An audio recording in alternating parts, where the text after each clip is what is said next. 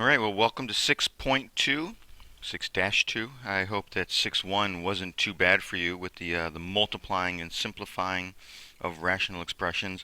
Now we're going to go to the harder part of fractions or rational expressions, and that's adding and subtracting. The reason this is more difficult is because you have to get common denominators. So, look at that, white. You have to get common denominators. And so sometimes I'll give you the common denominators, sometimes I won't give you the common denominators. And understanding how to get those common denominators can be tricky at times, so let's kind of go through it together.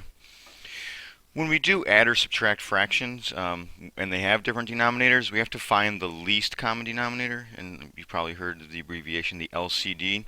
The least common denominator is known also as the least common multiple of the denominators.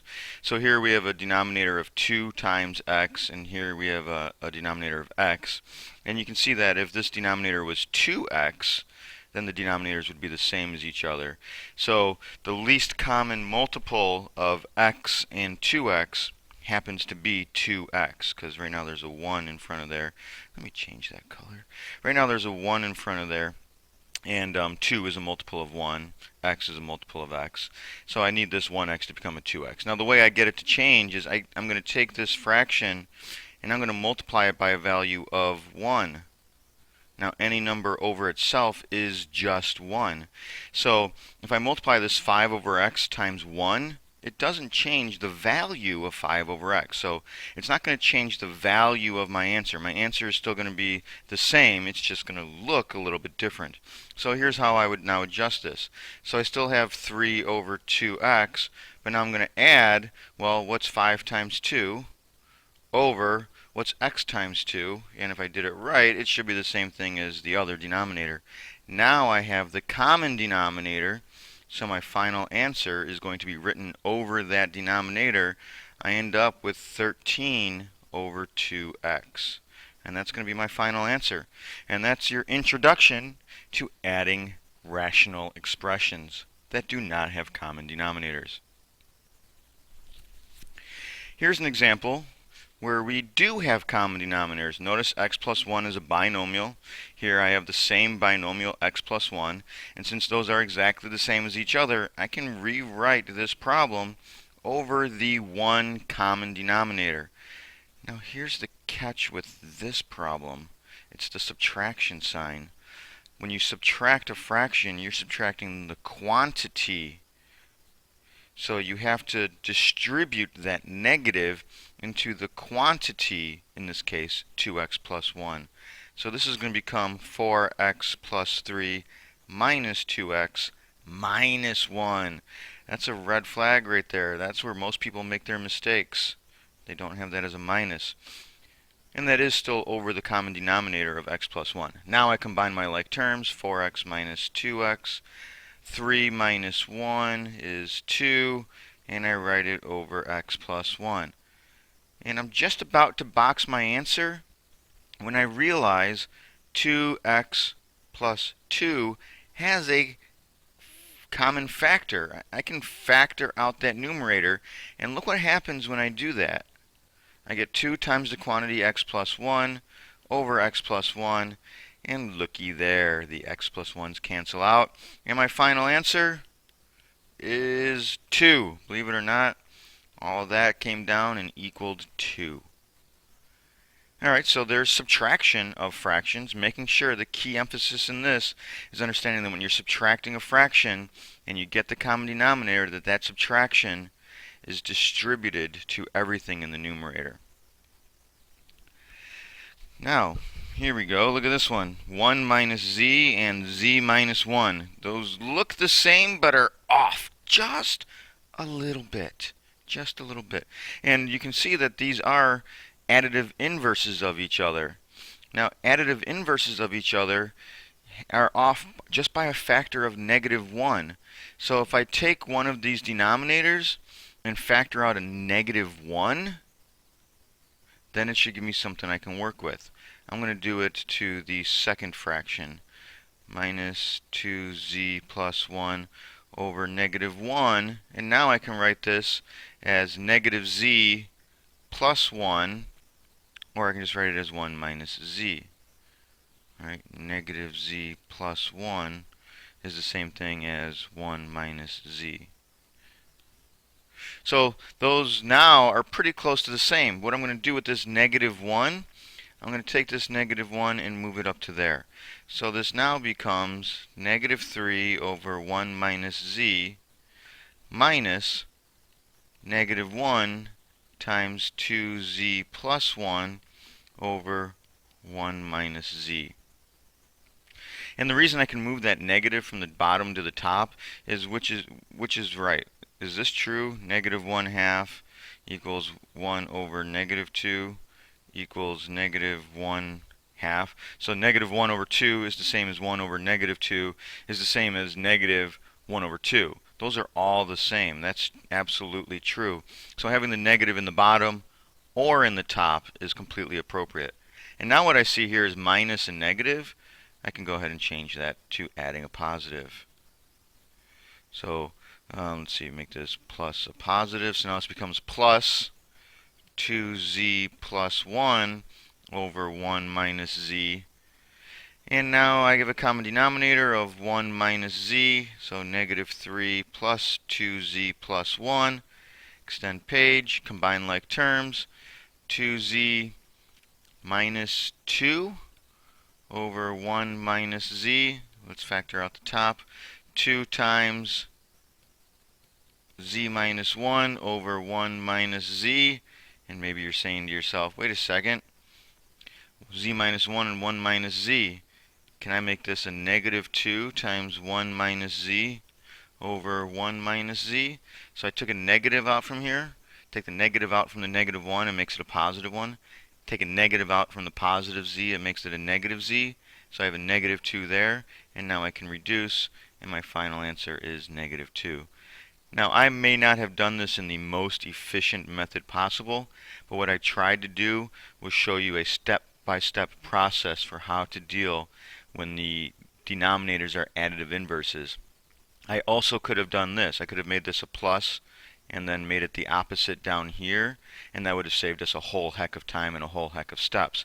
And if you're comfortable making that jump from minus to adding the opposite and putting the opposite in the bottom, that's perfectly appropriate. So we can also answer questions about that tomorrow.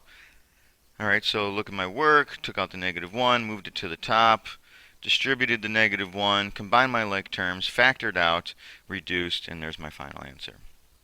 Ooh, that's a horrible color. Oh, but notice that the denominators. Oh, look, what do you? Oh, good. You notice additive inverses. Very nice. I gotta find a color that's gonna write on here. Ooh, that kind of looks nice. Okay, so what I'm gonna do is I'm gonna factor out a negative 1 here again. So factor out the negative 1. I end up with 3x squared plus 4 over x minus 5 plus. I'm gonna put the negative in the top. Plus negative 1 times x squared minus 7 over x minus 5. Now I have a common denominator, so x minus 5 on the bottom, 3x squared plus 4 minus x squared plus 7. I have to take this and distribute it to both of those. Now combine my like terms. 3x squared minus x squared is 2x squared, 4 plus 7 is 11, and then over x minus 5. 2x squared plus 11 is not factorable. And so therefore this is my final answer. Yes, that is my final answer. Alright, so in review, I saw my denominator were additive inverses of each other, so I factored out the negative 1. I took that negative 1 and moved it to the top. Ended up distributing that negative 1 to the quantity x squared minus 7. And then I combined my like terms over the common denominator. Checked to see if it was factorable. It was not, and therefore I boxed my final answer. I hope this is going alright. Try this one on your own. See you back here in a couple minutes. Okay, so no common denominator. This needed an x. This needed a 5. I have to multiply by a version of 1. So I multiply by x over x here. Multiply by 5 over 5 here. This becomes 6x. This becomes 15. You can see that over here and over here. This becomes 5x. That becomes 5x. I now have my common denominator of 5x. Combine my numerator. Put it over the common denominator.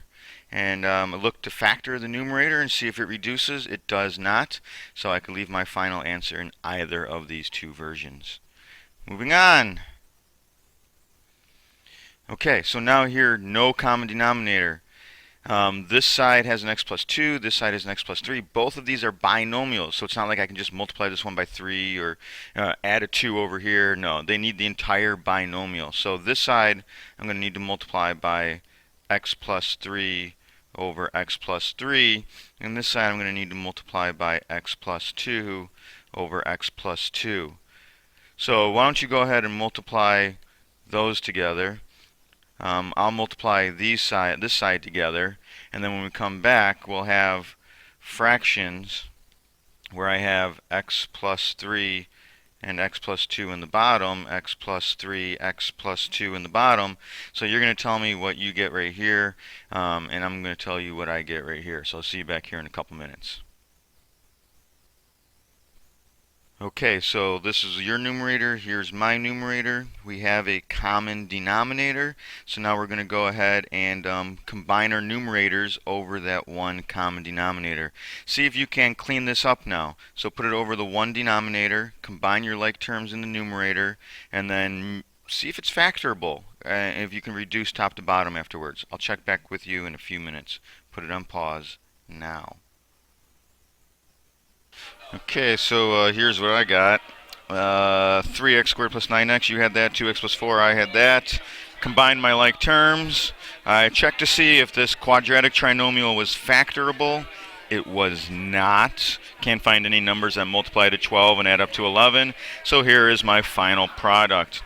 Let's move on again. Oh boy, another dark screen. Alright, well here's a doozy of a problem. 4y minus 5 over y squared minus 7y plus 12 minus y plus 7 over y squared plus 2y minus 15. Take a look through these instructions on how to attack a problem like this. Press pause. Okay, so factoring the denominators is the first thing. So here you see the denominators. Let's factor them. Hopefully one of the factors is in common, but maybe not, maybe not. Okay, so I know it's going to be y's everywhere. Let's see, multiplies to 12, adds up to negative 7, negative 4, negative 3. Multiplies to negative 15, adds up to 2. So plus 5 minus 3. Plus 5 minus 3. And now look, one of them is in common. The y minus 3's are in common. So now I need to identify the LCD. So since y minus 3 is in common, we can just use that as one of the factors. Okay, so we factored the denominators. The y minus 3's are the same as each other. Here we have a y plus 5. Here we have a y minus 4. So over here we need a y plus 5. Over here we need a y minus 4. So I'm going to go ahead and multiply each part of the fraction by the other piece that's missing. So let me move this over a little bit. Alright, so let's see what that's going to look like. So let's go purple. So this needs, close that. This needs a y minus 4, but then it has to be a version of 1, so it has to be by the numerator and the denominator. This needs a y plus 5, and this needs a y plus 5 on the top. So this is just 1. And so I'm going to multiply this to that, and then this down here, and then similarly this to that, and this down there. Okay, so that's what I mean when I say multiply by a ratio of 1. It just means whatever the LCD is, whatever is missing from one side to the other, you just have to multiply it by that over itself, so that that's a version of 1. So now let's go ahead, multiply the tops, and then combine the numerators. So now on the top, and I don't know where I'm going to do this work, on the top I need to do y plus 5 times 4y minus 5. So I get 4y squared minus 5y plus 20y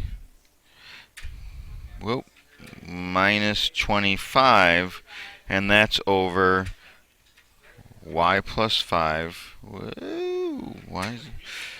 Y plus 5, y minus 4, and y minus 3. Why is it doing that? And then y minus 3. Oh, I'm just about out of time, so see if you can multiply the tops up here and then combine your numerators.